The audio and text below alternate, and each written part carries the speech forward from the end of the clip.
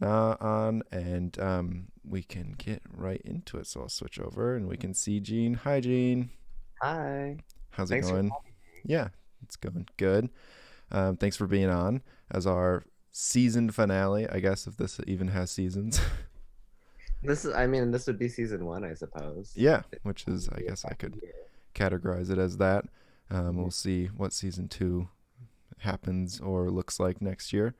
Would be fun to have like you and other people on. Like a lot of people are saying that it'd be cool to have like multiple guests on. So it'd be fun to have like a Five Lion Grand Rapids crew of people on, and we could all just have essentially Zoom calls that we do in private, just on stream and talk about different art and stuff. Or we could reminisce on beach because I think Aaron and I talked about that when he was on.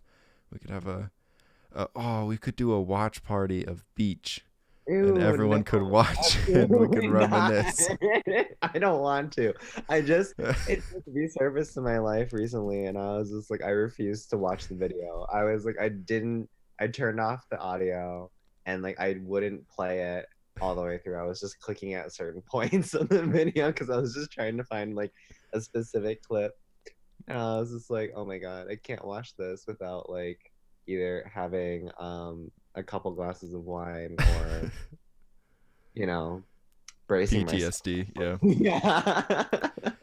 So I guess before we get too far into it, we should probably have you introduce yourself for anyone who doesn't know you and kind of a background of what you do. Okay. So my name is Hwa-Jeen Na. I am a commercial and editorial photographer based in Michigan. That's And fun. um I my favorite color is green. Oh, nice. Threw that in there. Maybe I should ask everyone to say their favorite color as a Yeah. fun little introductory thing. Yeah, so you are a college friend of mine. We met in Yeah. college. Um, you lived in Five Line, right? Just not on our floor. Did Yeah, we I meet? lived That's in the where Five apartments, and but I was living on the floor above you right. because you guys would always like Blair hit music. the room. Oh yeah. You would play your music really loudly, and then we would hit like the floor, telling you guys to turn it down, and then you would hit the ceiling back with a broom or something. Right. That sounds like us. So, us in that apartment, I've had one of the other roommates that I lived there, Aaron Covret, on here. And we talked about kind of I mean, I've lived with Aaron in like four different places, but you were also kind of like, you lived above us, and then like you're always over at the other place that we moved to. And I feel like that's where we started hanging out a lot more because I don't really remember much of like Five Lion hanging out. I knew you were like around and like I saw you in classes and stuff, but we hung out a lot more once we moved to a different apartment. And like, I think it was like beach was like the beginning of it. It was like when we started like pretty regularly. I mean, you were over all the time because we were like working on the project and you were just like there to like, I um, thought we started working together, like at the yeah. school. But that was after Was beach. it? I feel like it was. I don't know. Because that was Oh, more towards like the end. But I don't know. It's all kind of a blur when I look back into it of just like when things happened.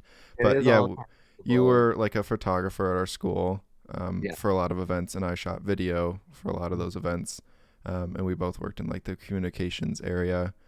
Um, and then I mean, I also took like photography classes and dragged you along to do like different like photo assignments and have you give Oh, I remember direction. that.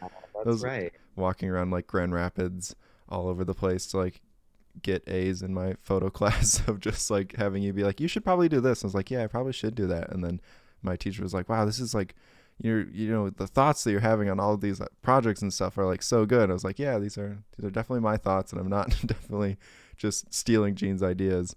Um, and that's how I got a good grade in my photography classes. That's a pro tip for anyone. Just take someone who's really good at it already, and then just bring them along on a fun little photo shoot trip or any project, and then you can get good grades. Just take Um, notes the whole time, record the audio, and recite that in your class critiques. yeah. And then after that, we've kind of just that entire group of people have just sort of We stayed friends. yeah, we just stayed friends and like kept in touch. And I mean, it makes it easier, I think, than a lot of people that just go to college with, I don't know, like, I don't know. I feel like it would be a lot harder to stay friends with people from college if there wasn't like the like artistic side to it, because I feel like we're always like interested in what the other people are doing, like with their projects and stuff. And Yeah. it's like another layer of something to always be like, oh, cool, yeah, I did see that you're doing that. But if we're all like business majors, there's no way to just be like, oh, yeah, I saw you were working at blah, blah, blah. Like, cool to keep in touch with that. But the whole group kind of keeps in touch and stuff. But I mean, you're also just, other than that, like a very, I don't know, I've had other people on here that are like back home or just like friends not that I met like in the industry, because I've had a lot of industry people, but you're like someone that I think is like a very high tier of like what you do. It's like on top of the level. It's like you're high tier in the level of like your profession, but also like a good friend. And so I wanted to bring Yeah. people that kind of meet those two things on to the stream to just talk about their stuff in like a more professional light. Just because I think it's interesting to get people from other sorts of fields than just like always having like very much the same like 3D people, and it sort of lends itself to the same conversation. Yeah, So I was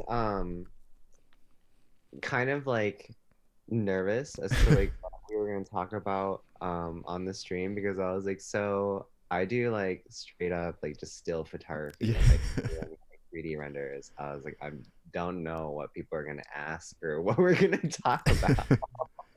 Well, I mean, yeah, I mean, I You're think, like just like you're doing this so that you can like connect with those that you know, already have in your life and those that you want to include. mhm, And then also, through that explore different concepts of medias. And I like that idea quite a yeah. bit.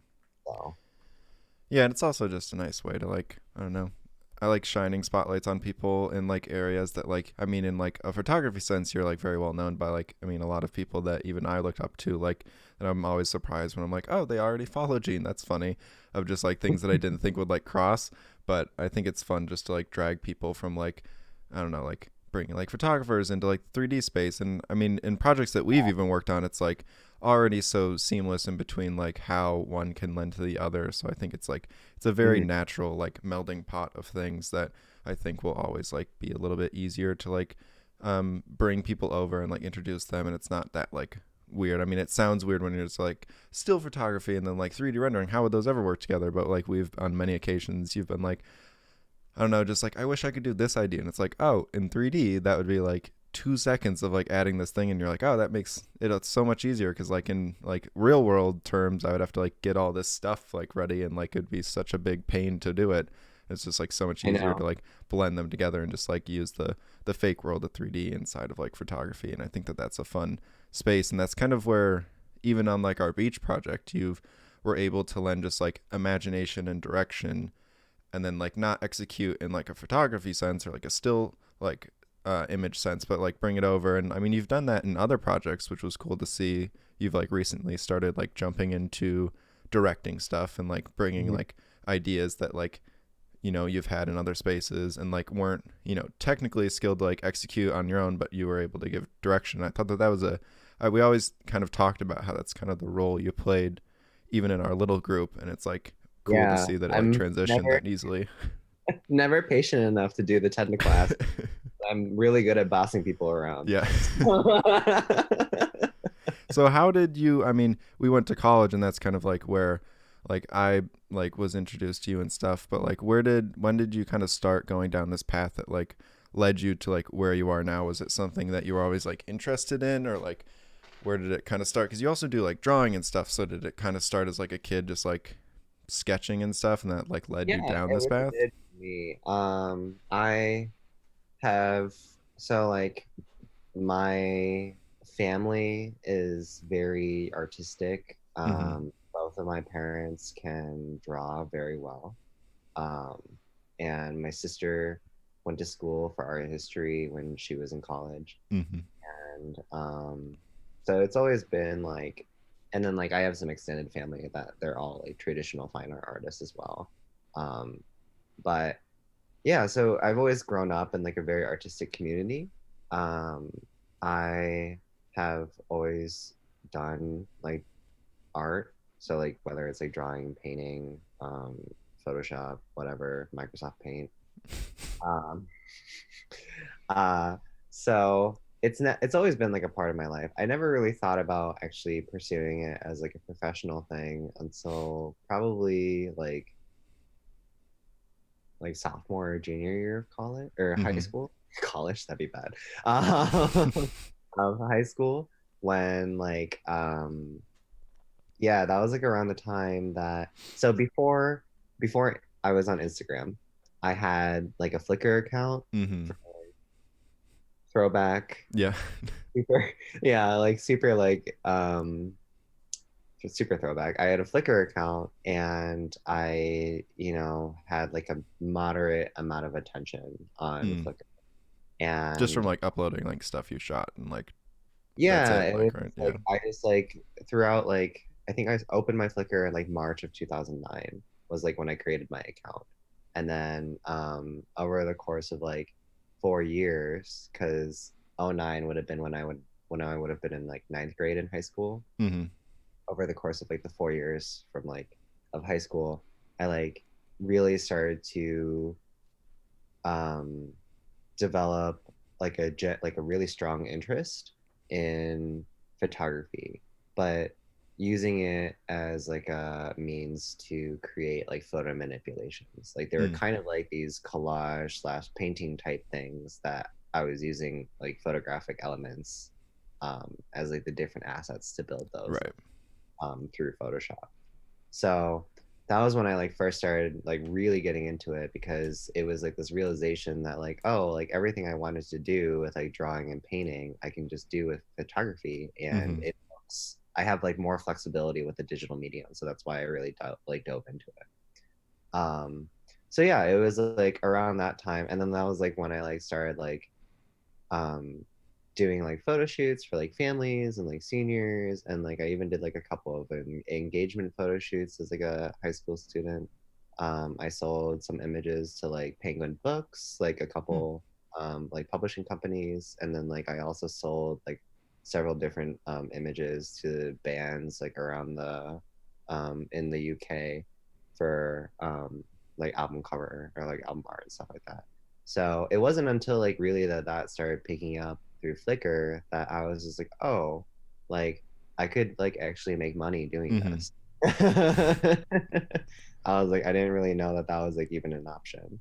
So yeah, and then that's when I decided to go to Kendall, So and like that wasn't even like on your like radar of like I should go to like college to like do more of this until like all that started like picking up. Like it was just like the fact that that kind of gathered attention yeah, was like what like drew you over to like, oh, I probably like go to school then if like I want to do this as a career. Like that wasn't even like on your mind until all of that like happened, really. no, it wasn't at all. And I actually had like applied to like the uh pre-med slash like bio like undergraduate program at Ohio State Hmm. University because I So was very different than yeah, because art I was school living in photography major. yeah, it's very different. I was living in Dayton, Ohio at the time, and I had applied to OSU because all of my friends were going there from Mm. high school. So I applied to those programs, and I got accepted, but then I ended up choosing to go to art school instead. So hey, but, What made you pick the school we both attended? um, so I got like a private tour of Kendall because I couldn't make it to like an orientation day. Fancy. Um, Very and special. so special. So um anyways, so yeah, I went on a tour of Kendall, and like I don't know, it had like a charming aspect to it. I really liked Chris Jones, Mm. um who we both knew and still know. He's not dead, but he's off somewhere else now. But yeah, I really liked him, and I had like a I don't know. It was like just like an intuition type feeling that this is probably the right place to go to. Mm. Um, and then like also scholarship money. Yeah. So So yeah, it's a big factor in so where. it was So did you like tour other places? yes, I Oh, did. okay. To like Ohio State University, and I toured that. I toured this school called the Columbus College of Art and Design. That was in Columbus, Ohio. Hmm. I also toured the School of the Art Institute of Chicago. Um, and I went on like a digital, like this is, I think I did like a digital tour, which it wasn't like a virtual tour of like a school because that's like what's popular now because like Right. universities have Yeah. people. But it was like they just had like a essentially like a directory on their website. I think this is the School of Visual Arts in New York City. So like SVA. Mm. They had like a directory on their website where they like kind of went into what each program did and like what the different areas to study at SVA were. So like I didn't actually go to SVA, but I Mm. did look at like the things online. So these are all the schools that I had applied to. Um, but yeah, so I did like check them all out, but Kendall was like it was calling to me, I suppose. Yeah, and then I would have never met you, and this Yeah. would have never happened. So Yeah. It's weird that a lot of people, I don't know if this is such a big conversation like the photography like industry or something where it's like, do you not go to college? And it's like a lot of me is like, I don't know, for like learning, I don't know if it was like, worth it, but for like, networking or like finding all these people with like shared interests, it was like the fastest way to do it because we were all like forced to be in like one central area. So it's like you just felt like you found a bunch of people that were like interested, or at least somehow we did, of like a bunch of people very focused in their like field and like very good at what they do. And it's like easy just like that way versus I don't know if it's like you can learn online, I guess, like the same amount that I learned probably or taught myself while at college, but it's like very hard to online find like that level of like network of like people that are also interested in what you are. So it's like it's always a toss up where I'm like, I don't know if I would have been motivated enough to like find that if I didn't have like the structure of like a school that was like, telling me like or like herding all of these people together in the same area. Is that like a big thing that you've heard of? Like a lot of like people like do not go to college? yeah, it's like I think it's a huge thing in the photography world, especially because photography is so accessible now, Mm-hmm. and it's so easy to make like a decent image. Like Right. everybody's cell phone takes like fucking amazing photos, and it's Yep. just like, and you have like multiple lenses now on your phones, and like I don't know, like all the editing apps, like um, you just don't. It's not hard anymore. Right. There isn't like that level of like there isn't that barrier of accessibility where like you needed to buy like because for me when I was first starting in photography in like seventh or eighth grade, like I had to. It was still like old school kind of. I don't know where I had to save up an allowance Mm-hmm. for like several months, and then ultimately I bought like this like tiny janky ass like Sony Cybershot camera Mm-hmm. with the money that I had saved up because like the cell phone I had like a freaking like Nokia flip phone, Right. so like, you're not taking any It's like nice pictures. 1 megapixel of like Exactly. It's like this this tiny big. blue Yeah. square of a picture that you get. Yeah. And so I was just like, it's just like I guess I'm old now because like that was very different. It was a very different time. Mm-hmm. Uh, I mean, I remember even like after that a little bit, it seemed like the barrier to entry was just like as long as you get your hands on like a DSLR. That was like the magic like little phrase. It was oh like, my oh, God. DSLR made you like photographer person. It's Yeah. like, okay, I like cool. I remember like my first Christmas present, like that following year from my parents was like it was a Sony Alpha 330. It was like this tiny little digital camera. And it was my birthday present, and I remember sobbing when I got that camera. Like I was like it was like waterworks sobbing because I wanted a DSLR so bad, and yeah, it was so intense. I actually maxed out the shutter count on that camera. So What is that? Like how many times it can take a photo yeah, before like it so, like dies? yep, pretty Oh wow. much. Like with mechanical shutters, like they have like a shutter count. And so it's just like once you max that out, then it's gonna start to malfunction. And at one point, like after like maybe like 2 years, the camera like the shutter stopped moving. Oh wow. I didn't even know Yeah. that was a thing. Yep. And so I was like, oh dang. But I just saved up and bought a nicer DSLR, Yeah. and that's evolved into like the camera hoarding problem that I have now. So But I think like back to the accessibility, I feel like that only kind of strengthens like anyone can get their hands on like, I mean, across any medium is like you can buy the best thing, but like if like concept and like base essential like on like the skills are like not there, it's like not gonna really. I mean, you could get like nice pictures, but if it's like it's not gonna mean anything. And I think I that think kind of that it like depends. I think that it yeah. depends because like if you're like I don't know, if you're able to take like just like decent photos and then like you have like all like again, here's another thing that's very different from like when I started in photography was like editing the post-processing end of it was that like there are filters for literally anything and everything that you want to do and Mhm. both in terms of stills and motion. So it's just kind of like there you have so many options that I don't feel like were available for me when I was just starting out in photography or learning about it. And it's made learning much easier now. And but I do think that the like circling back to like the academia type thing where we met like where we were talking about college is that Mhm. for me, in my personal experience, I don't think that my level of like conceptual development or like sense of identity or just like what like how I would want to articulate my specific ideas and um, goals in photography. I don't think I would have been able to do that unless I had gotten like a college education. So for me and my work, I think that I rely very heavily on that conceptual element Mhm. in all the pieces that I do. And I rely on like teamwork um, from friends and, I guess like, uh, no, yeah, just friends from friends to help that vision come to life because I know for a fact that I can't do everything by myself. Um, so yeah, and that's another thing that college taught me was that I'm not a solo worker. Mm.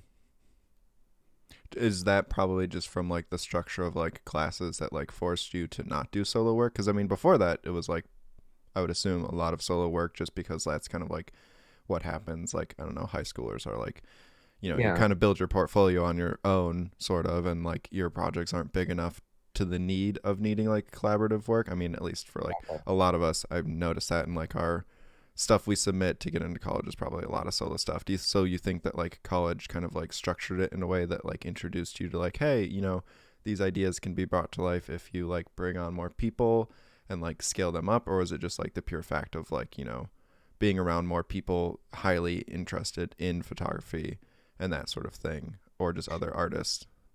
I think for me it was just other artists. I don't think Mm. it was so much college because like the fine art photography program that I was in was very solo focused. Like it was very Mm. individual focused. So like there weren't really any group projects. Right.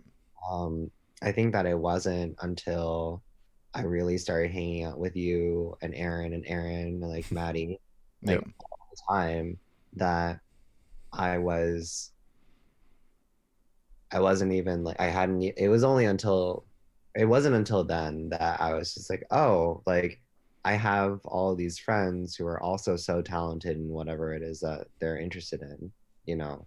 It makes more sense to divide the work across multiple people within a team Mm-hmm. because you get it done faster and it looks better because everybody's able to pay more attention to whatever different aspect that they're working on. And it I don't know, like it's just like it's a more social type environment that works for me. And so it wasn't really until I started working with you guys that I realized that oh, I do really want to work in a team, not so much solo.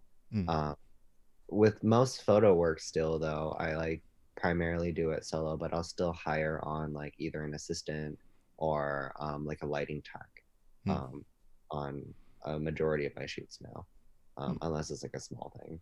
Right. So Yeah, because I remember like I mean even a lot of our stuff was like I don't know, it was just like very common just to like someone's doing a project and you just be like, oh cool, and like even if it wasn't like very like I don't know, helping out and like giving like your like artistry to it. You would just kind of like be there as like an assistant. It was just like commonplace for us to Yeah. just be like, oh, cool, Jean's like doing a little shoot. Like maybe we'll like, I know like Maddie like helped you on one. Like she like set up backdrops and was like just like an assistant. It's like not something where it's like, oh, that's like her skill set. It's just like, oh, it's like another artist who's like, you know, at least thinking on the same wavelength, and it's like easy just to bring them along versus like going through a whole big like thing of like trying to like get them on board and be like, oh yeah, just like easier than asking like a friend Well, that's like, it's when you're working with people, you want to work with people who have the same vision and right. kind of the same way have like the same like artistic sense. Because it's just like if you're not jiving with somebody who doesn't get like your sense of aesthetics, then it's Mm-hmm. gonna be a battle the whole Right. way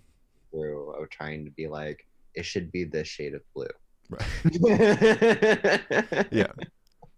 And I also thought it was funny that like you're like, at least for photography majors, like all of your friends are like just assumed models in anything that you're doing. Like, so there were like sometimes where it's like, oh, like I have this specific idea, and then like there's this one person that I want to use. But like a lot of times it was funny just walking around like that like photography floor and looking like, oh yeah, it's just like friends of all these photography majors are like just everywhere on the walls because that's just like the most readily available person to like use for your project. I And know. I took so many photos of like Aaron mm-hmm. and he was on the walls, but that like fed into his ego, so he was weird about it. But like, It also like is the like self-serving because it's like you get amazing like profile pictures and stuff out of it because your photography yeah, friend has to like, you know, test out some lighting setup and you're just like around. I remember a lot of those of just sitting there and like you just be adjusting a ton of lights for different ideas that you had of like just we were stand-in people, but it's like I don't know, I get nice fun photos out of it, so it's fun. yeah, um that was like my I've had many friends tell me that over the years that they're like, yeah, like I love working like with you or for you or just like sitting in on like a session because like ultimately at the end I get a really nice profile picture. And I was like, I'm glad I can do that for you. I'm glad that that's what my work is amounting to yep, for you. just a nice social media profile picture. um Yeah, Yeah. but it was funny to see kind of like because I think yeah one of the our music video that we all worked on was the first time that I saw like how everything could flow from like you We kind all of worked really well together. yeah, it was like you were like you and Aaron Porter, who is like our at the time was kind of filling in as like a cinematographer, like he was into He was like photography and stuff, but also just like overall just like general like team management was also a big thing that he was like good at for that, and like yeah, keeping he is everyone kind of flowing. Yeah, he is really good at managing people, like Like project big management. picture things and sales many things, I don't know, convincing people to do things. And so yeah, no, it's salesman. But it was funny to see like how you just were like kind of our go-to like conceptor or like Yeah, imagineer. It's like just like, oh, Gene has like, you know, Gene can figure out like how to make this a cohesive thing when it's like we need like this point to this point of like we need to fill like how these connect, and you're just like, oh, what if it was like this big like grand idea, and we're like, oh yeah, that makes sense. And then like sort of like me and Aaron Covert were sort of like the technical people of like this is how we can well, achieve it for like you beyond guys were what the grinders. You did all of the yeah, work. just like beyond like video, like which you and Aaron were sort of more like privy to like the stuff of that, you know, like how to light it, how to shoot it, and all of that stuff. Like after that, it's like, you know, your thing was always like, oh, could we add this? And then we were always like the downers of like, that's like very technically hard to achieve Now we and like can. add in. Now we can, which is so funny to think like when we were doing that project, it was like, you know, her a huge hurdle to like get that thing out.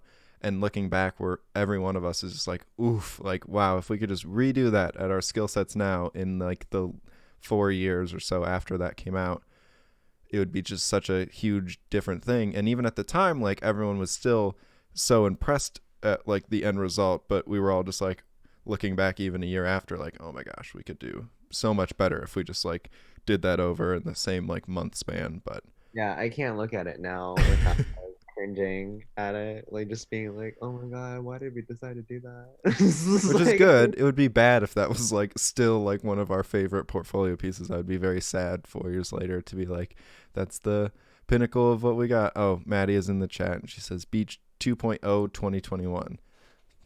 That's what oh, she wants. Maddie, I don't know. I don't know about that, Maddie. I'm a little scared about that. But I will say that I am always like waiting or searching for the opportunity where I can rope you guys back into a project.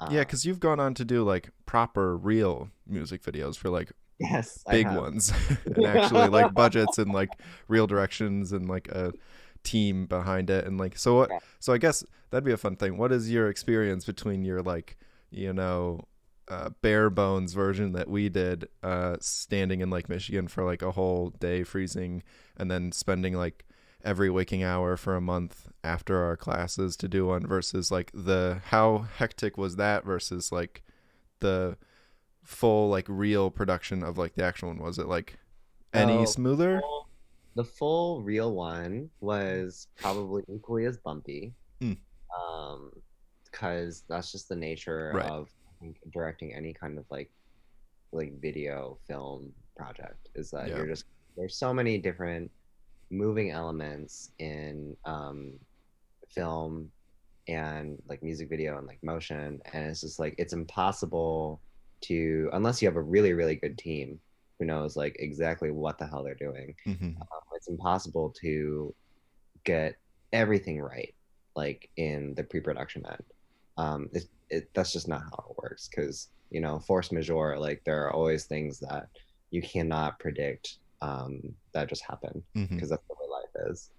And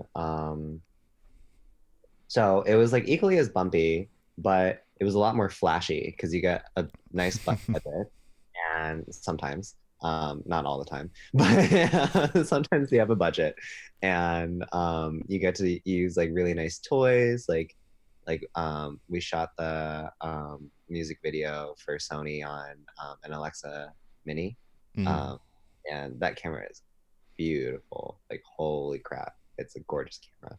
And we built like an entire stage set within a studio like warehouse. Right. And so like it went from like me kind of like bouncing ideas between like Aaron and like you and Aaron in your guys' apartment at like 2:30 in the morning. And all of us are like, really tired and sick of eating Little Caesars and Jimmy John's all the time. And it went from like that to being able to, be sick of eating catered food and Yep. and trying to bounce ideas and manage like 30 plus people on a Right. set.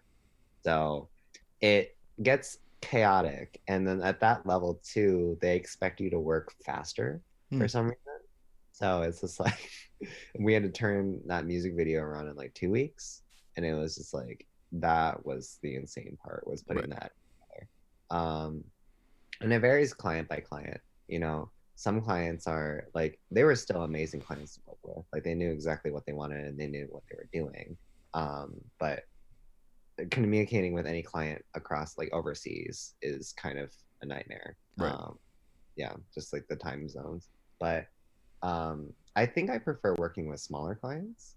But I also like working with bigger ones. So I don't know. It just depends. It's all fun. It's Yeah. all great. I love it all.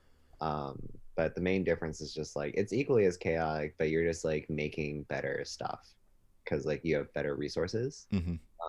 or the hope is that you will. Um, and after you do it multiple times, you start to develop. I think the best part about it for me is like figuring out like how exactly my sense as a director or as an artist is like forming in video because I got a late start in video technically compared to Yeah. like How I did that like happen? I mean, it just, I mean, organically seemed to yeah, just like meld into it from like being a known like mostly for like photography and like stills into like yeah. a director role. Like, how did that sort of like evolve? It really just kind of happened. Like I was just primarily only working in stills and like assisting on photo shoots for other photographers in the area. And then like out of nowhere, like it was just like, hey, do you want to direct this? And then I was just like, sure, let's go for it. And then I just jumped in, and ever since then I've been doing more video work. But How many more after that have you? Because that music like, video video with, yeah, like any video project or like music video. or just like yeah, any directing after that. Has there I've been like a done lot? Yeah, so after that one, I've done like probably about five more, like of varying Mm-hmm. degrees, but where I've directed the project across like either like a larger team or a small team. So not that many, but they take longer. Like Mm-hmm. they're more like fleshed out than like photo projects are. Right. Projects are like I can like do it in like a day and just turn it around. Yeah. Like but video projects are like okay, like we did this, like make sure that everything is like the DIT person has everything saved and that's backed up and then we're not going to lose anything. And then like okay, let's like move on to post, and then it's like you're going back and forth between the client and then the person who's editing, or Mm-hmm. unless I'm editing then it's just like it's all over the place. I still hate editing, but We took a video class together, or no? You were like a year we're after, class together. or were you a semester after me? I feel like Semester after you. right. It was Yeah. that class with Casey, right? Yeah. Yep. But then like I got like waived from the class. Yeah. Because I mean, like that class was mostly for like it was very like ground level of like Yeah. stuff. But I remember the funniest part was like a lot of your stuff was always critiqued as like they were just photos with like one moving element in them, because Well, you yeah. like to kind of like park it and like get a nice framed up thing that would make a great still, and then like maybe there was like one like tree moving. It's like, Gene, this is still a photo, but it's like a nice photo. It's like a great video, and like obviously it would work. But that was like always such a funny thing of like you already knew most of the things. It's like it just has to like be a video, and you're like, okay, well, I mean, I know all of like the same basics like between photo and video are about the same. It's just like a few minute changes, and it's like cool, it's a video now, and I Well, know I how to just do like hate video. the look of like handheld like camera footage. Like Right. I think I despise it more than anything. And I didn't have like Gimbals or anything. any gimbals or like sliders or anything like that. So I was just like, well, guess we're just gonna park it and get a Yep. really nice picture. It's gonna be really like art house. Hmm. Very But Wes Anderson. yeah, Very. super Wes Anderson. Like everything was like center composed, symmetrical, and then like one little moving Do you element. think that that like helped at all in like people being able to like think of you in like a director role? Because I mean, a lot of your stuff is like very cinematic. I mean, I don't know. You have a wide variety of like stuff, but I feel like a lot of it like seems like it could be a still from like something explaining something else. Like especially more of your like more recent stuff is like very. I could see how like someone could imagine it in like the form of like a video piece or like a longer like narrative like video. Is just like it I looks think like it was like pulled out, or it's like a trailer in a way of like something that could easily be put into motion. yeah, I think that I think it was after I met you guys and we started hanging out more that I started to become more interested in film, Mm, like video, right. especially like after meeting Aaron. He influenced that a lot. But um it was just like I started to do you remember when I was doing this thing where I was taking photos and then like cropping them to like 2391, like Mm-hmm. that aspect ratio, and I Yeah. was just like trying to like create like stills from like a music video, but they were always stills from the beginning, Mm-hmm. or like from a video project. So I was doing that for a long time, and then I was also really inspired by like a lot of different as many different cinematographies from like either like short films, music videos, feature length films like that I had seen, where like especially like I don't know the big one that everybody talks about is Tree of Life, Right. where it's like it's literally like you pause it at any moment and it's like just like a snapshot of Mm-hmm. like an and it's very beautiful. So I was really inspired by that. And so I started to incorporate that kind of like attention to motion in my images.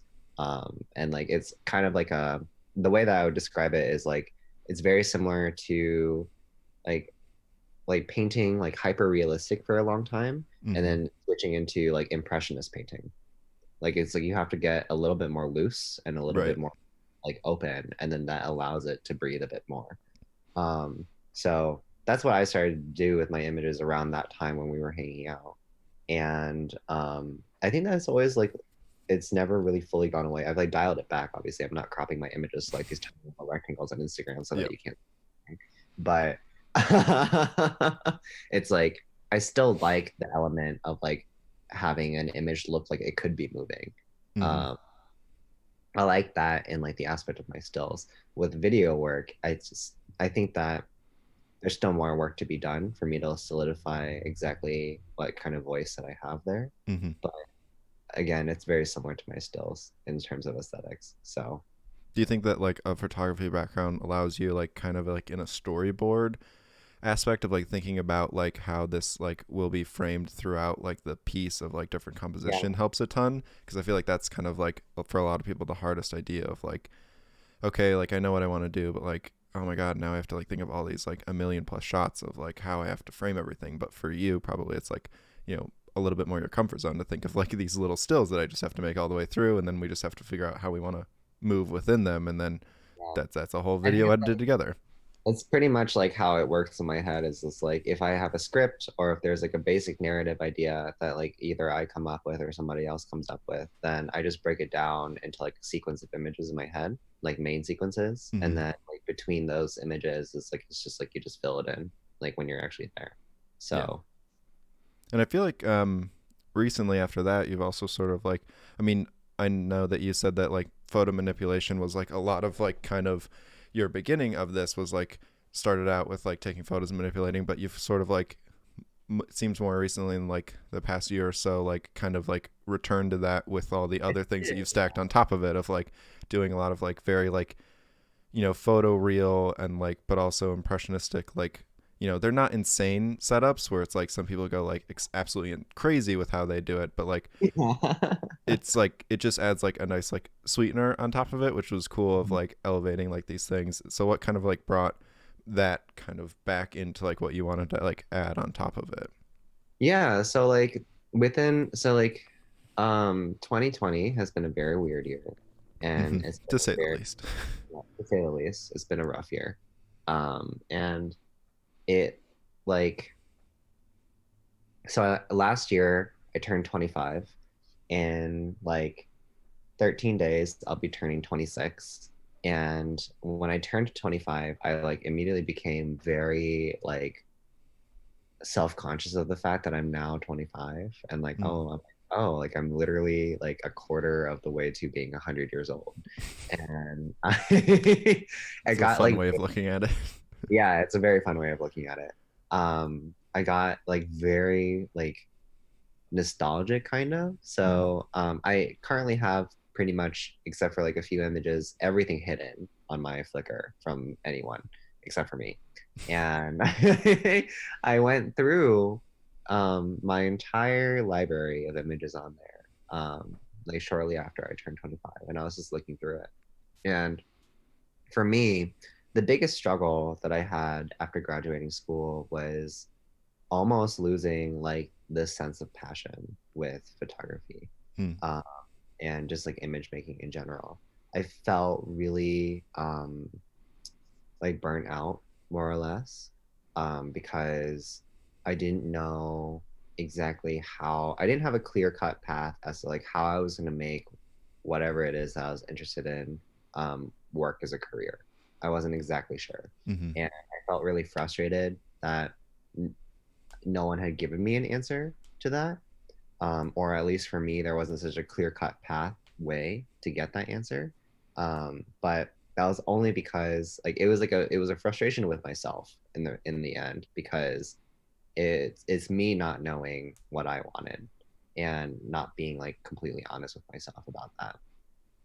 So it's like after graduation, I have been like kind of like searching for what is it exactly that, you know, sparked this passion in the first place. and like Mm-hmm. what is it that's evolved to now that's still keeping me going.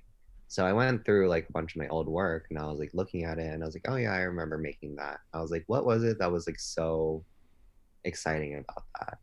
And for me, what I realized was that it wasn't so much about like learning the program or I guess like it wasn't so much about like all the learning aspects of it or the academic part of it. It was about being able to have like this feeling or this thought inside of you and then translate it into a visual image. And it doesn't necessarily need to have any words put to it to describe what it is. It's just like it's just a feeling or a thought that's, been abstracted into this visual icon. Mm-hmm. And for me, that was satisfying because I was able to, get rid of an emotion or a thought that was either bothering me or that I was frustrated with, and then like actually like put like a face on it through the image. Right. And so like like it's a way of like processing, um and how you do it and like what technical elements you use to achieve that is up to you. It doesn't really matter. But for me, that's really what it boiled down to, is like that translation, being able to move between like an abstract feeling into a concrete image, whatever it is, whether it's motion or drawing or painting or stills. Is like just being able to do that was what felt amazing to me in the very beginning. So once I realized that, I was like, oh, then like who cares what the hell I do? So Right. I was like started doing the photo manipulations again, but a little bit more tastefully, I think, where it's like I like you said, I just like that little bit of sweetener with the photo Mm-hmm. manipulations, and I've started doing it a lot more to many of my images because I feel like it's a nice little like trademark type thing for me, Mm-hmm. like just having that extra little element in there. Um, and then I've been experimenting a lot more with like color palettes as well, and that's like another thing that's very satisfying, is like seeing like what different colors will do to an image and like how my audience receives it on Instagram. Mm-hmm. Um, I feel like I have a very strange audience on Instagram because I feel like all of my posts are so scattered. Like it's just like it feels like an explosion of different whatever it is that Right. I'm doing at the time, and there's no consistency. Yeah, there's Um, like a consistency in like the how many will come out in like a very specific style, and then like the yeah, next one is like nothing like it, but it's like there's consistency in the next amount of like ones that will come out like that. And it's like, oh, okay, like this is just what we're on to for like a little bit. It's like fun just to like see those switch ups of just like, cool, this is like what Gene's into like playing around with right now. It's like I wonder what the next like kind of things. And it's like cool that like you're able to carry like such a very specific style into like more than just one thing. And I think that that's always fun to see like how it's applied and like very cohesive. Like they kind of just feel like little batches of like collections of things. It's like, oh, this is just like yeah. what he's playing with right now, and then like he'll just move on to the next one, and it's like, oh, cool. Like I mean, for a while there were like those really crazy things of like huge, like I don't even know what to call them, like geometric beams of like overlays for like a while on people, and it was like such a like Oh yeah. crazy. I could see the evolution from like your other like when you first started getting to like double exposure things on top of each other with like neon signs. It was like a cool like weird sci-fi jump I after think that. Yeah. Yeah. yeah. These are so fun to make. I will say that they're so fun, but like they're actually so easy to make, and it's just like because they are like digital exposure, like double exposure. Mhm. Like there's an element of them, like so they are like it is like film photography. That is true. And they are shots that I've done on film, but then like I scan in the film, and some of them are either they start out as double exposures, and then I just add like extra layers on top of it in Photoshop, or some of them are like very close to being done already. So like within camera, but editing with film is another thing. Yeah, this was a big one too. This one like really, Right. yeah, these are really fun to make, and they're very I think they're just really pretty. Um so and like I don't know. I think that halos are a cool idea. Mhm. It's always a nice like grounding like compositional thing to like add in where it's like, oh, this may have just been like boring elsewise, but with this like one little circle, it's like, It makes it fine look art. finer. Look at the circle in the middle. Yeah, it's like I went through that phase for a while where it was like, and that's like kind of like that was probably around the time that this feeling kind of started where I was just like, okay, what is it exactly that I'm like looking for in photography? I mean, this was before like that, like this is in 2018, those double exposures were, but um, the first images that I ever released online that actually got like a lot of attention were double exposure images back like black and white double exposures like a mhm. long time ago. And I was just like, okay, well, why don't I start there to figure out what it is exactly that I liked doing about those so much, and what was it about those that were so successful. So that's when I like started going back into it, and I was like, oh, like I figured everything out. Like it was like it's more about just being able to translate an emotion or a thought into a visual piece than it is actually about the visual piece for me. So Yeah. I think for a lot of art that like relies on like digital like aspects to it, there's like a weird balance of like it is the most fun just to be able to like express yourself with a medium and just yeah, kind of like get it out, but like at the same time, you're always going to be able to better express yourself if you know more mediums, kind of in this like weird like pull from both ends of like I feel like in like at least 3D it's like I don't even know how to do that, but that's like how I'd want to express that. So it's like, oh, if I go and learn that, then I kind of get caught up in like the technical aspect of that.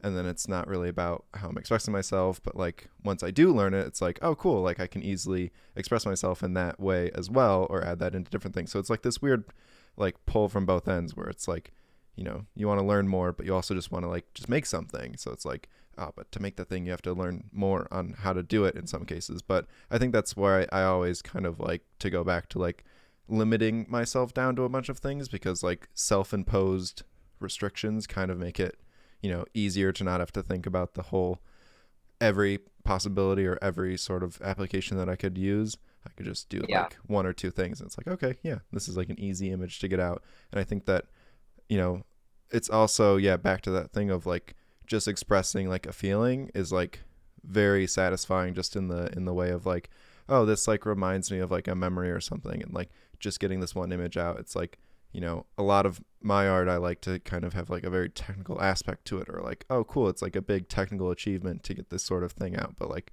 I don't know, some of my favorite things are like the most non-technical, easy, basic things, but it's just like a gut reaction of like, oh yeah, this reminds me of like a feeling, kind of like back to your double exposure. Like some of them are like very easy to set up, but it's just like it gives you a feeling or of like a memory or like a reaction to something. It's like it doesn't really yeah. matter if it was like hard to do or technical to do. It's like, And that's the main thing is it's like for me, it's just like I just wanted to make work that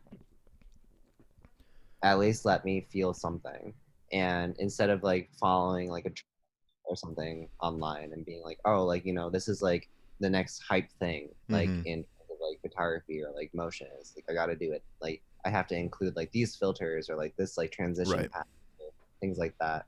And like that works for some things. It really does. Like you can make really, really freaking good commercials and a lot of money mm-hmm, and just like do that. And it's like yeah, it's awesome. But I feel like I'm lying to myself when I do that. And I have like this like immense amount of like self guilt, like self imposed guilt whenever I do something like that, where it just doesn't feel authentic to me. And so, yeah, it's just like, even if I think that I make a lot of work now and I share it online that doesn't get that much attention on Instagram sometimes. And it's mm-hmm, fine because like for me it's just more of like a catalog of like that moment and that memory or whatever that feeling was. And I was like, oh right. yeah, it's okay. It's a Like weird balance when it's you are like making stuff for you, but it's also kind of promotional stuff for any future people.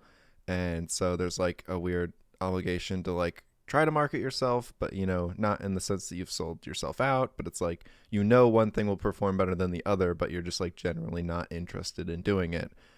And like I don't know, I always have that weird like guilt of like I don't want to make things that I'm not interested in, but I also know that there's like way more popular things I could be making if I wanted to purely just like get it out there more. yeah. And that's I think that a lot of people relate to that feeling where it's just like they feel pressure, especially now because like everything is so centralized like on the Hmm. phone. So it's like really easy to get like carried away with like feeling that pressure or like that need to be like um at the forefront. Right. I Um, mean, even like for framing, like a lot of the time, I really like super like narrow framing just because it feels more cinematic, and I'm just like, but this won't like look as good on Instagram. But it's like, why do I even care? Like at the beginning of this project, if this will look good and framing on Instagram, like I should just make the framing, and then it's like, if it doesn't look as amazing on Instagram, like who cares? But it's like always this weird like nagging thing. Like everything that I'm making, there's like, how will this look when it goes up on like social media? I'm like, it's just wish to just make it in a vacuum or just. I mean, there's a lot of things I make and just never share just because I'm like, this wouldn't do good anyways, so I'll just keep it as something that I made for myself. I Um, just I got chewed out by Aaron recently for not which posting. Aaron? Aaron Aaron Porter. Porter? Ah. Yeah, for not posting enough online. Like took my phone from me and then he made my Instagram account a business account. Mm. And You get better he analytics that way. So I mean, You do, but I'm not looking at them anyways. He was just like, I should probably, but I'm not. He was just like, you need to post more. You're like right at the cusp of like where you could like really just like break through.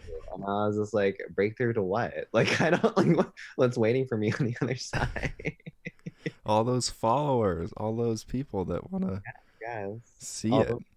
All those people who like maybe won't hire me for a job. Which is hard because like it's true in some sense. Like I mean, all it comes down to is like a random image crossing some executive's feed or something, and then like, oh yeah, I've been looking for someone, and that's cool. Like, what was that one guy? Like, it's so dumb in the fact that that is like very true that that could happen. Like, a lot of me wishes that was not the case, and like there was some more formal element to it. But yeah, I mean, like it's weird when like you're this thing that's just supposed to be social for so many people is like for a lot of artists like in the background like, yeah, I'm a business account, and like, it's better for me to post at 3 p.m. on a Tuesday than like some other time to like get better views. It's like, ugh, sometimes I Yeah, just wish it was I'm just really a. bad at that. Like I tried to like post like around like noon, like lunchtime for people, like as often as I can. But then sometimes I'll post at like 2 in the morning or like 10 p.m. at night, and I'm Yeah, just like, it's I just don't like know. it's For me, never. it's a magnitude of like maybe 1,000 people. So I'm like, does it really matter that much? Like, if it's that minimal, does it matter if it does or doesn't? I mean, I remember for like a long time, my big goal was like tag these accounts so I can get shared by these accounts, and it's like my biggest thing was just to get shared by accounts because it was like that's like the best thing is to like get it out there. And then like after like a couple of those by ones I really admired, I was like, oh, it really doesn't do that much for you. Like maybe gets you like 100, maybe 200 people follow you. It's like, That happened with me with like the double exposures. Like it was like I was making those and then I was getting to a point where I felt pressured to make those because I mm-hmm, wanted to get featured on these accounts and get right. like followers. But then anytime I would post anything that wasn't a double exposure, I would lose followers. And I was like, whoa, this is not okay. Like Not this is not, healthy. yeah, this is not the audience that I'm trying to generate here. And so Right. I just post for like 8 months. Yep. That's one way to fix it. Just abstain from I making just like people upset or happy. Just don't. I ghosted them all. Like I was just like, no, I can't do this right now. I'm sorry. And then I like came back eventually and I was like, okay, now I'm gonna post erratically about whatever it is that I want and whoever sticks around, great. Yeah. But I think that's just the way that I work. I take on like all sorts of different projects. I'm one of those people who you probably describe as like an adventurous eater where I'll try anything once. Mm. And if it's a pleasurable experience, I'll like do it again. So yeah, I I am don't. whatever the opposite of that is. A non-adventurous eater. It Yeah. takes so much convincing to try one thing that I have no reason to not like, but I just on principle don't like it Hey, at until least you're, until I've had a good experience. Then I'm like, yeah, this is great. I'll have this every single time, which yeah. drives my wife insane. Um, You like we sushi? can. I've never had sushi. I You should don't try. like it just on the idea of it though. Maddie and I will get sushi with you one day. I know One she's day. still in the chat, is she? maybe, I don't know. She was. Um, Um, we can go into Instagram questions though, and the first one is from Maddie, and it says, "Why are you so cute?" And I think that's directed at you, not me. So that's a very important question that we she can wanted. both answer if we want. No, we can just skip it. um, another one was, where do you get inspiration from? Which is interesting because I feel like you have a very oh, Maddie says yes, yes to sushi, so she is in the chat. But we're on to serious questions now, Maddie. So Where do you get inspiration from? I assume it's probably just from a myriad of places, but inspiration. yeah. I mean, it kind of depends on the project. Like, I don't know. Like, do you want me to talk about a specific project where I got inspiration from? Or like, if yeah, I guess if it like, so you like go hunting for inspiration, or do you like, as things come by, you like tuck them away for like different things? Both. Both. So like, if so, let's say for, yeah, pick like a project and like kind of like why you got inspiration or where you went to look for it, I guess would be easier. Yeah, I mean, I can talk about the Vanity Fair one if you want. Yeah, we can talk about that one because I guess probably need Yeah. a little bit of introduction into it and like what it was for people. Were you thinking of talking about that one for a different question, or? No, yeah, that's like kind of all in this same sphere. Yeah, so for the Vanity Fair one, I was given the assignment to like the only assignment directive that I was given was to go out on election day and photograph things that represent the state of Michigan during the election. Hmm. And I was like, okay. Um, Very broad, yeah, brief. very broad, very brief. I was like, can I get conceptual with this? And they were like, yes. They're like, actually, we encourage you because we have a lot of people who are already doing like journalistic, like Hmm. field type of work. So it would be cool to have something that was a little bit more conceptual. I was like, okay, cool, because I'm going to work in a studio because I don't want to be walking around all day because that sounds miserable. But um, for that project, it was like, what exact like I mean, they gave me essentially the line of inspiration was like it has to be about the state of Michigan and it has to be like Michigan's like kind of like feelings towards the election right now. Hmm. And I was just like, okay, well, in that case, then I should be drawing inspiration from those around me because we're all people who live here in Michigan and there are people who are being directly affected and what's going on. So the big thing that's going on is obviously COVID, the pandemic, and the people around me. I think that I I keep people of many different backgrounds and viewpoints in my life, or I try to at least, because I think that everybody's story has some validity to it, so it's at least worth hearing and like Hmm. listening to. Um, and whether or not it's applicable to whatever it is that I'm going through or what I'm trying to work on, that's that's a different thing. But um, so it was just like I was like, okay, well, obviously I want to do like people-centered work because that's what I do. I'm a portrait photographer Hmm. primarily. But there needs to be an element of this that is like somewhat surreal because this entire year has just felt unbelievably surreal. Like nothing has felt real, um, and nothing has felt safe of any kind. So I was just like, well, I want to use. I was looking at images from this one Instagram photographer. I don't know how to pronounce her name, but I think it's like Z Sheen. I don't know. She's Chinese. She's a Chinese photographer, but she takes like really beautiful images. Oh, Cool. like ah, like this on her Hmm. Instagram, and she uses like frosted glass a Right. lot. And I love that element. You know me, I've used like frosted, like Mylar and all that stuff. Yeah.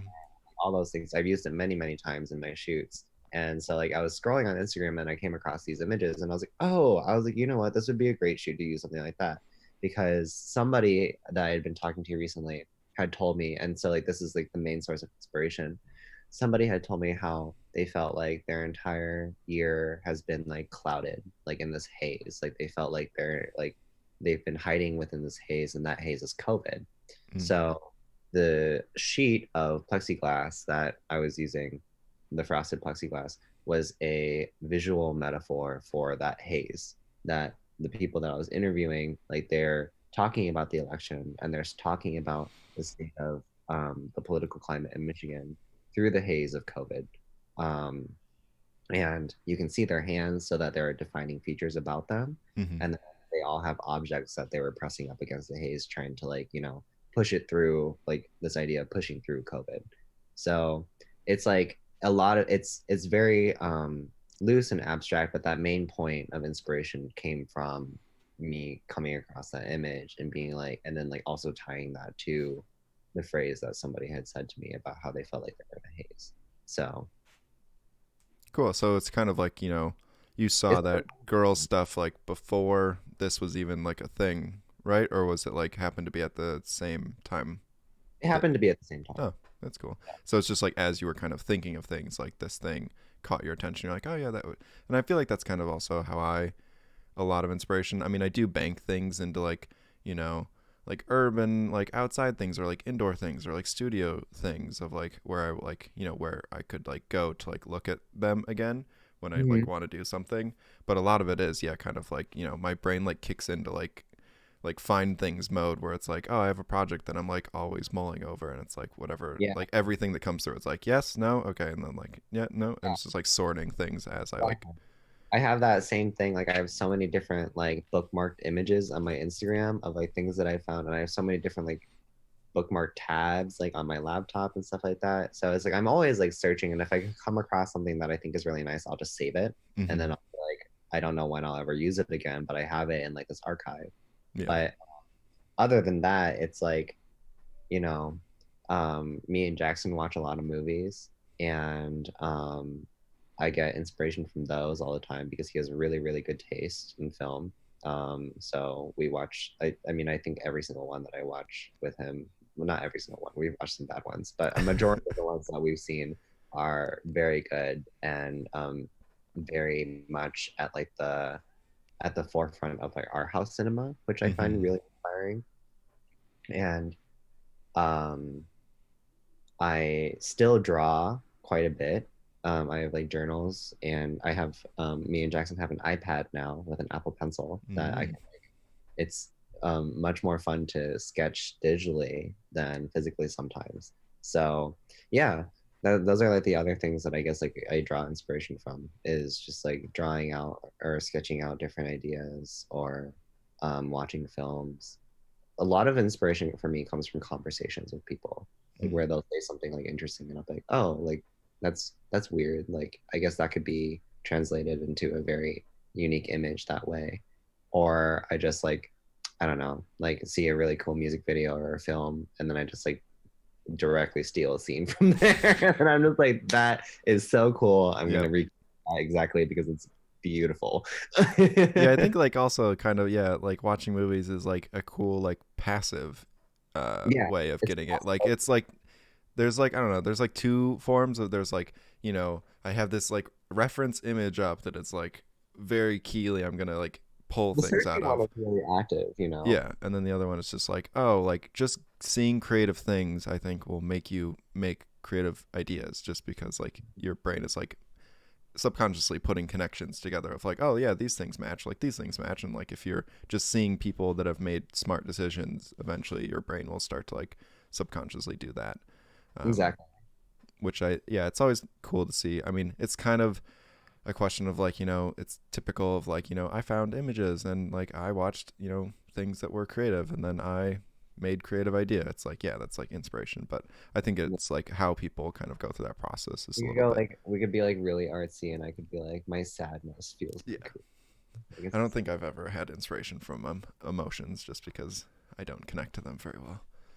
But we've also had like a lot of cool things where it's like we had the balance of like I used you in college a lot for like emotional support, like in bringing in like empathy and like emotion into like pieces where I was like, here's my idea, and it's like very this level, and you're like, oh, here's how we could add like, you know, story or like heart or emotion into it in these ways. It's like, oh yeah, cool. I would have never thought to do that. And I think that that's You had the elements there. That's the thing. It was yeah, more just about articulating it. right. And then, yeah. And I think that a lot of people, if like anyone else is that way or their stuff feels like it lacks that or that doesn't come naturally, you should just find people that do have that and it does come naturally to them and just collaborate with people that, do that better and it would be a lot easier for you. Um, Yes, teamwork makes the dream work, but only if the people that you're working with are cool. and then there was another one, and I thought this was interesting. What is your favorite subject to capture? I mean, I know like a lot of your subjects are like people and like you do a lot of portraits, but like, is that like your favorite thing to capture or is there like a different thing? Or is it not really about the subject? It's about like what it Mm, conveys. I don't know. I think my favorite subject is definitely people. I find people really intriguing. I think that like the human experience, like using that buzzword is like primary, pretty much what my work is always about. I think all the work that I'm drawn to as well is like figurative to some degree. Mm-hmm. Uh, One painter's work that I think is absolutely beautiful, like actually two different painters. And I'm like really obsessed with their styles and kind of just like their work in general. But they both have done figurative work, but it's not primarily what they do. They do a lot of like so their names are Andrew Wyeth and like Wyeth is the last name for that guy, and Armand Marizan. They are two painters who, within the past like year or so, I've just been like keep going back to their work, and they're really like beautiful, beautiful paintings. But it's subject matter that is similar to that, where it's like it's about like reverence or like respect or like seeing how like the sublime kind of Mm. interacts with like a figure. I find work like that to be the most like invigorating and empowering for me. I always try to include elements of that within the subjects that I capture, which are mostly just people. Mm-hmm. But I also photograph things that aren't um, of just people. I have some images of like landscapes where I felt like that mood was conveyed in that moment. So, yeah, I don't know. My answer would probably be people, but I'm always trying to go for that like kind of ethereal element as well, Yeah. which is why I like doing the photo manipulation on a lot of like Yeah. the portraits because it adds that little touch Mm-hmm. to it. So Yeah. yeah. That makes sense. And then here's one that I've asked a lot of people, and it's always interesting, especially now with like COVID. What do you do kind of that kicks you out of like a rut and like into a creative flow? Because I mean, like sometimes we like just have to for like jobs or like gigs. You like even if you're burnt out, you still have to like get like into it and like get into a Yeah. creative flow. But like, is there anything that you found, especially I don't know, COVID has been like very hard on a lot of people to like I don't know, you are in the place where you work a lot and it's like so much easier to get burnt out. There's like no separation of work time and you time. Is there anything like even in COVID times that you found that have like helped you with that? Yeah, I think for me it's my partner Jackson. Um just having somebody around to like talk with. Mm-hmm.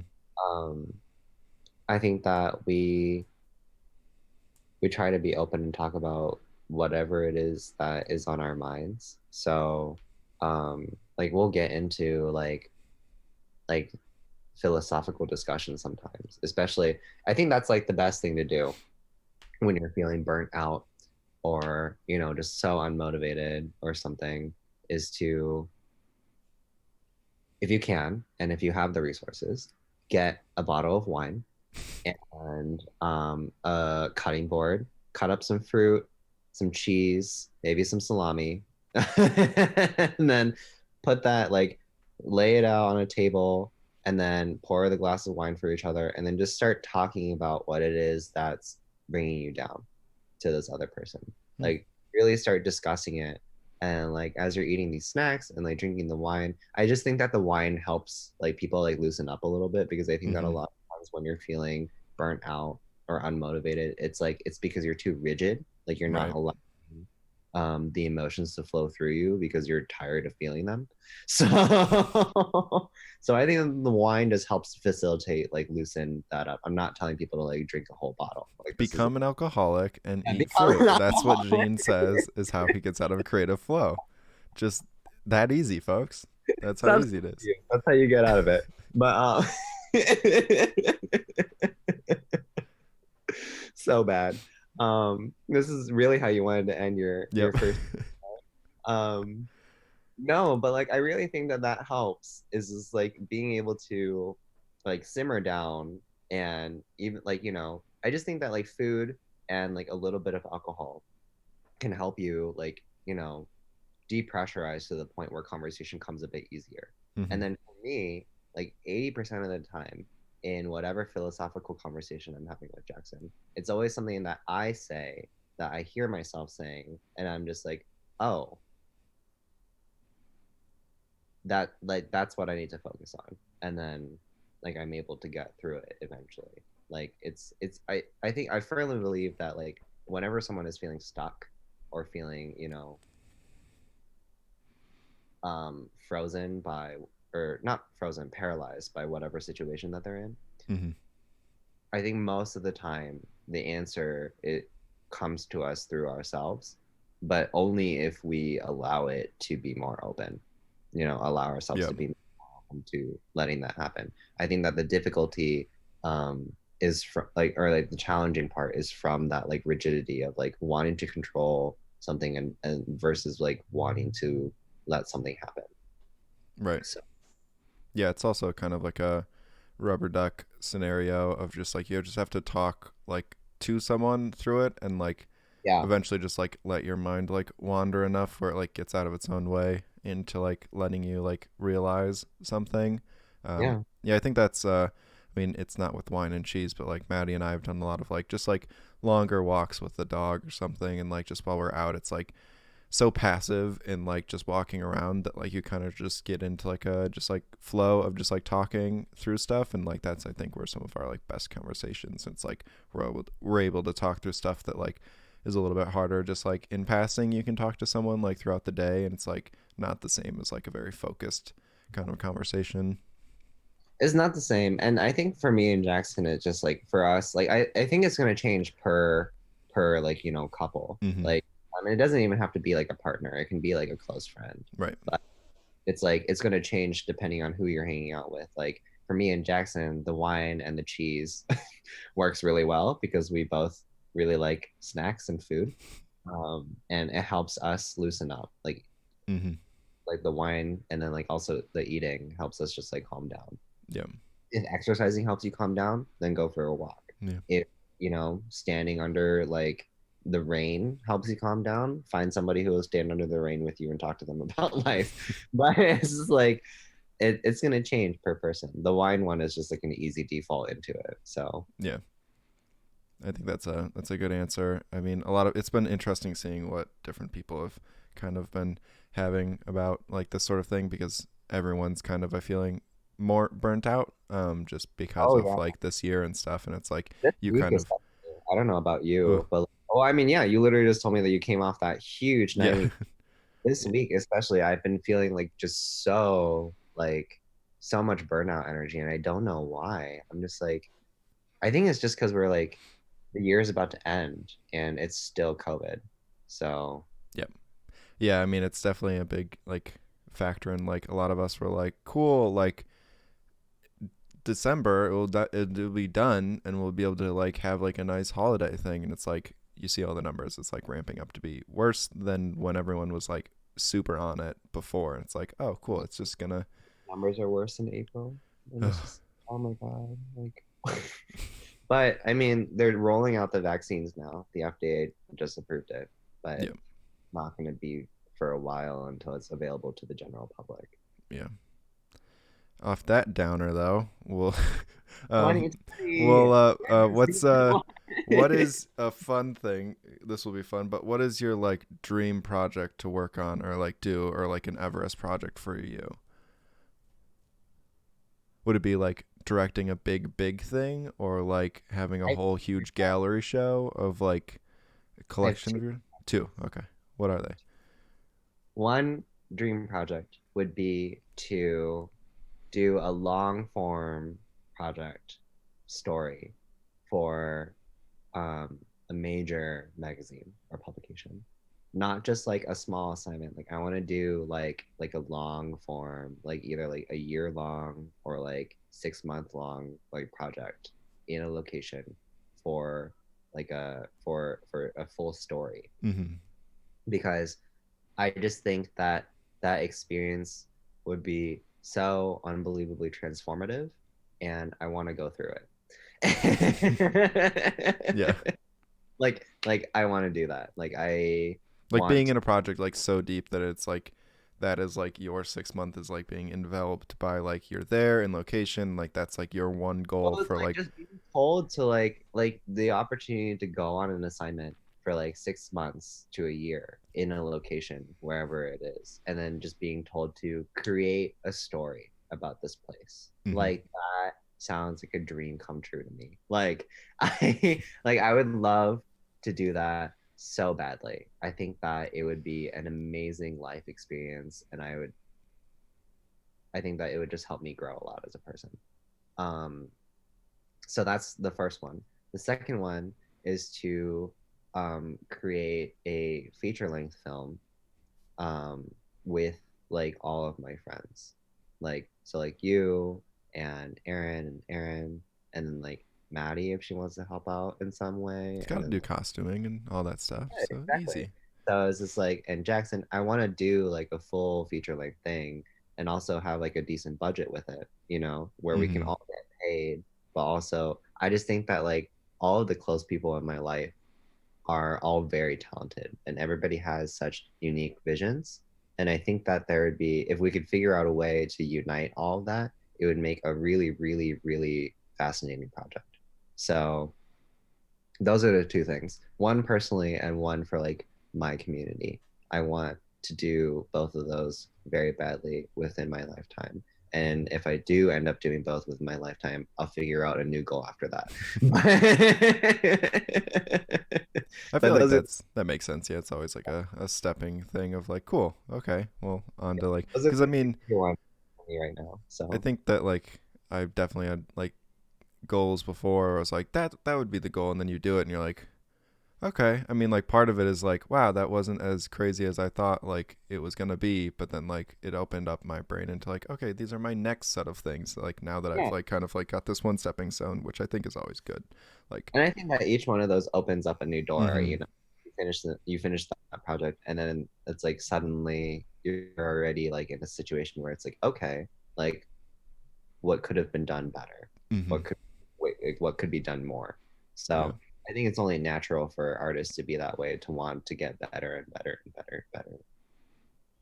I think that that's it would be super duper fun to do that and just like I don't know. I also kind of want it to be like more down the line than closer, just because I like want all of it to be like, oh, like we are very comfortable in the things that we do and like can execute at like such a good high like experienced level versus like Yeah. the headache of like like oh it's like so stretching to like do this and like oh my gosh like this is like I mean both would be fun but like a lot of my brain is like oh I hope that like my goals happen like right like not towards the end where it's like oh my gosh it's like I can't believe it hasn't happened yet but like right where it's like I'm experienced and like it's a good time but that never really happens. It's always just kind of like sprung upon you when you're like oh my gosh okay cool this is happening now and then we have to do it now and it's just like okay cool buckle up and then we'll do There it you now. go. I don't know. I'm putting the energy out there in the universe now, that if an opportunity like that comes up and I'm able to pull you guys into it, then I probably will. But it just hasn't happened yet. But Yeah, I'm still waiting. So that's why I always like it as a question because it's always fun. Just as like a little time capsule of like, in 2020 on December 12th, this was like Jeans or like anyone I have on, this was like their goal right then. And then like to look back like, 10, 20 years and it's like, oh, cool. That was like that's where I felt like then. And it's like a fun little capsule to like have people to be able to look back on because I think a lot of artists like, I don't know, it's a lot of people I've had like oh I didn't even know why you would want me on. It's like I don't know like I think every artist like has a unique story of like how they got to like what they're doing now, and like sometimes don't get to explain it. But I feel like, I don't know, everyone wants to kind of a little bit explain like, or just even it's a fun thing just to walk back through like memory lane of like, how did I even get here? Like why, how, oh, that thing was kind of influential in like where I am now, and like just Yeah, looking you've back had a through lot it. of amazing projects. You've had a lot of amazing opportunities, and they've Oh, always opened up to thank you. you. So, Um, Speaking of projects, do you have any that you're working on that you would like to have people look out for or tease or announce before we wrap it? I'll be a little vague about it because I'm Yeah, trying probably can't say much. to. Jackson and I are going to be co-directing a music Ooh. video for a good friend of ours, but also a friend who just got signed to a very nice label here in Michigan. Hmm. Uh, and we need to do that very soon.